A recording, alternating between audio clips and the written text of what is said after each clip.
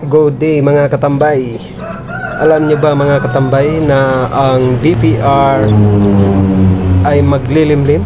At ito ay namimisa na ang aking hen na BPR. Ito mga lods ay pinupugad ko na sila.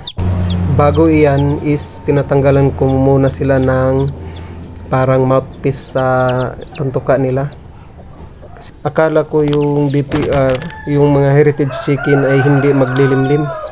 Ito ay napatunayan ko na at nakita ko na at nasaksihan ko na yung paglilimlim at pagpipisa ng mga egg nila.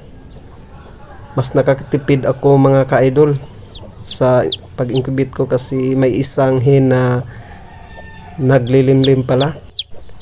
Ang barred plymouth rock is may puruhan para silang maglilimlim.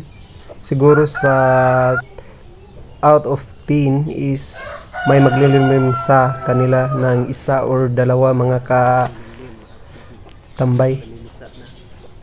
Kaya hindi ako nag-i-expect nito sa YouTube rin ako pag-alaman ko na may maglilimlim talaga ng mga heritage chicken na inaalaga natin. Kaya ito yun, nasaksihan ko na sa aking mga alaga, mga katambay. So, meaning is makakatipid tayo ng pag-i-incubate natin. Hindi na tayo magagastos ng kuryente kasi naglilimlim pala ito.